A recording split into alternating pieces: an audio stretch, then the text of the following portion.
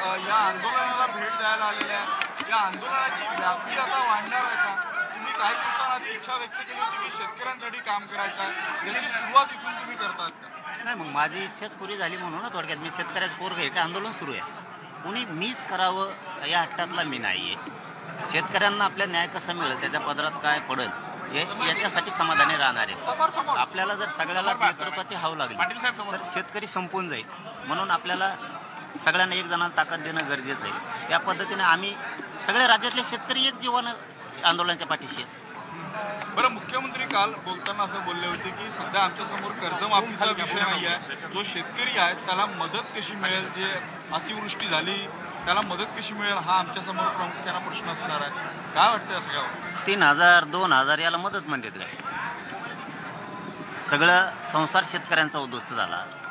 रानाचे रानं वाहून गेले, त्यातलं पीक वाहून गेलं, त्यातल्या कोंबड्या वाहून गेल्या, घरात असणारं सगळं धान्य, कपडे, शाळेतले पोरांचे सगळे दप्तरं वाहून गेले. आमच्या शेतकऱ्यात असं आहे की आम्ही शेतात कामाला जाताना असणारं मंगळसूत्र किंवा कानातलं हे कधी शेतात नेत नाही तर घरात ठेवतो. ते घरात ठेवलेलं सुद्धा सोन्या नाण्यासहित सगळं वाहून गेलं. बाजरी, ज्वारी, गहू असणाऱ्या घरात त्याला कोमं उगले. परत म्हशी वाहून गेल्या, कांद्याच्या चाळीची चाळी वाहून गेल्या, लोकांनी सोयाबीनच्या गंजी घातल्या होत्या त्या सुद्धा वाहून गेल्या. तुम्ही भरपाई देताय काय? आम्हाला 100% भरपाई पाहिजे. या मतावरती आम्ही ठाम. सरकार हे शेतकरी एक मिनिट, समजा सकारात्मक निर्णय झाला नाही तर इथून पुढे जे रेल रोको होईल किंवा इतर आंदोलन होईल त्यामध्ये तुम्ही सहभागी असणार नाही. आता ते आज चाललेत, जर तरला आजच उत्तर देऊन बरोबर नाही. आज ते चाललेत, त्यांचं ठरलंय जायचं सगळ्या त्यांच्या समितीचं. आज काय निर्णय होईल महाराष्ट्र बघेलच ना. सरकार हे शेतकरी संपवण्याचं कार्य करते आहे असं आरोप होत आहे. काय वाटतं तुम्हाला? कोण म्हणतंय? सरकार शेतकऱ्याला संपवण्याचं काम करते आहे, कारण शेतकऱ्याची हिडसाण एवढी होत आहे पण सरकार लक्ष देत नाही. सरकारने चांगलं केलं का शेतकऱ्याचं? 70 वर्षात 75 वर्षात केलंच नाही ना. शेतकरी जितका लुटता येईल तितकं लुटण्याचं काम प्रत्येकाकडून झालं. हे ना, यांचा नीट उभाच करणं गरजेचं आहे. एवढं ना, मी आता काय हे आंदोलन कसं आहे माझ्या याच्यामुळे ही होऊ नये, कारण थोडीशी हे असताना अनुभवी लोक असताना आपण बोलू नये असं माझं मत आहे. हे असे नीट करायला आलेले आहेत. त्याच्याशिवाय प्रश्न काय मार्ग, असे नीट करायला आलेले आहेत आणि ती वेळ येणारच आहे असं मला वाटतं. तुम्ही म्हणाले ही योग्य वेळ, तुमच्या म्हणण्यानुसार ही योग्य वेळ. यावेळी जर शेतकऱ्यांना मदत केली, खरीप गेला, रब्बी मात्र शेतकऱ्यांच्या हाती आणायचं असेल तर ही योग्य वेळ. हो, याच्यावरती मी सहमत आहे की हीच योग्य वेळ आहे सरकारने मदत करण्याची शेतकऱ्यांना, आणि आंदोलन सुद्धा योग्य वेळीच उभा आहे. काल ज्या पद्धतीनं न्यायालयाने आदेश दिला की खाली करा जागा, तो जो डाव आहे का सरकारचा? मी न्यायदेवतेबद्दल बोलणार नाही, कारण न्यायदेवताच ही शेवटचा गरिबांचा आधार आहे. परंतु सरकारने मात्र डाव टाकला. प्रतिडाव टाकून त्यांचं षडयंत्र कसं मोडायचं, आंदोलन आपण कसं यशस्वी करायचं, हे डाव मात्र आपण खेळणं गरजेचं आहे. त्याशिवाय यशस्वी होणं अवघड आहे. तुम्ही जे आंदोलन आतापर्यंत यशस्वी केले, आता तुमच्या येण्यानं शेतकऱ्यांच्या या आंदोलनाला बळ मिळेल का? त्याची व्याप्ती तुम्ही वाढवणार का? तुमच्या कार्यकर्त्यांना सांगणार का या आंदोलनात सहभागी? अरे आम्ही काय शेतकऱ्याचे पोरं नाही काय? कार्यकर्त्याला सांगायला आम्ही सगळेच एकामेकाचे कार्यकर्ते आहेत. इथं काय आता नेते बघा ना तुम्ही, ज्यांनी उभ्या हयाती घातल्यात यांनी सगळ्यांनी, हे सगळे अरे एका पंक्तीत बसले ना. याच्यापेक्षा राज्याला काय संदेश पाहिजे?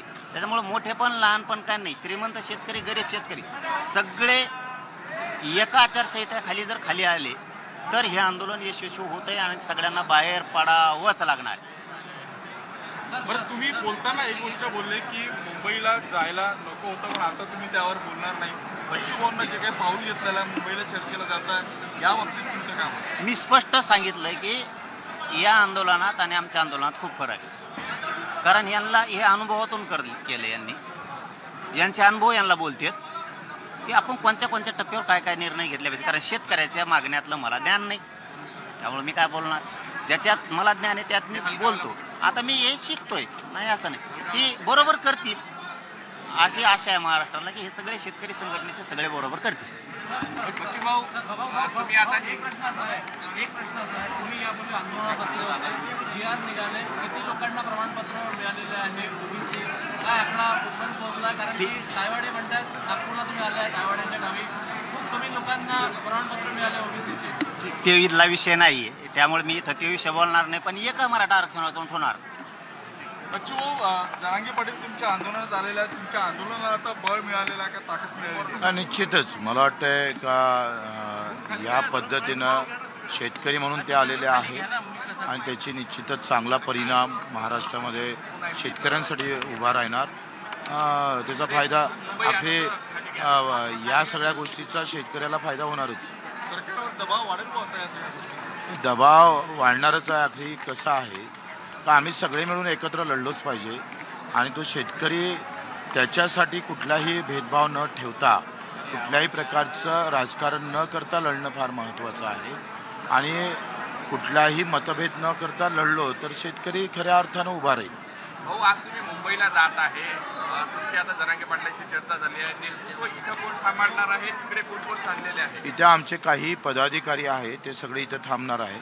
10 मंगल कार्यालयात आपण कार्यकर्त्याची राहण्याची व्यवस्था केली कारण त्यांचे अधिक वाखे करून काही समोर जाणं शक्य नाही आणि म्हणून इथे आम्ही रात्रीचं वापस येणार आणि मग बैठक घेऊन पुढचा निर्णय घेऊ. संध्याकाळी कितीपर्यंत परत येणार आहे आणि पुढची भूमिका तुम्ही आजच्या निर्णयातून काय आज संध्याकाळी जाहीर करू पुढची काय अपेक्षा आहे? आज पुढची भूमिका जाहीर करू संध्याकाळी. भाऊ, उद्या समजा आंदोलनाची वेळ आली तर त्याची तुम्ही तयारी पूर्ण करून ठेवलेली आहे ते का? तर आंदोलनाला काही फार मोठा वेळ लागत नाही. हेच कसं आहे आमचं ठरलेलं आहे. लोक आहे तो गांधीगिरी से नाही आहे तो फिर भगतसिंगगिरी से. आम्ही कोणाला उडवू पण शकतो. एबी प्लान तयार आहे तुमचा? हा एबी प्लान तयार आहे? दोनही तयार आहे. तुम्हाला माहित नाही का आम्ही झालो होतो रामगिरीवर घुसलो कुठं आम्ही. एवढे सगळी पोलीस यंत्रणा फेल केली नाही केली आम्ही केली ना फेल. कमी ताकदीमध्ये केली कमी वेळात केली. तुम्ही हे लक्षात घ्या. आम्ही 4-5 महिने झाले आंदोलन करतो आहे आणि कमी ताकदीमध्ये एक तर शेतकरी येत नाही. पहिल्यांदा तो आला बिचारा. हे सगळे नेते एकत्र आले म्हणून नाही तर ते येणं शक्य नव्हतं आणि मग ते आले तर आता त्याचा व्यवस्थित आम्ही पाहतोय. या आंदोलनाला एक चांगलं भविष्य निर्माण होईल असं वाटतं. सर, आंदोलन को मनोज जरांगे सर मनोज जरांगे आपके आंदोलन में आए हैं, कितना बल मिलेगा इस आंदोलन को लेकर? ये हमें बताया है कि उनसे आने से बहुत फायदा एक आंदोलन की अच्छी दिशा भी मिलेंगी. क्या अगला प्लान क्या होगा? आज बैठक अभी सब मिलकर करेंगे ना. अभी बैठक ही नहीं हुई तो प्लान पूछ रहे हो. इतने आगे जाने की जरूरत नहीं है. क्या लगता है सरकार सकारात्मक होगी अभी? नहीं होंगी तो करेंगे. थँक्यू.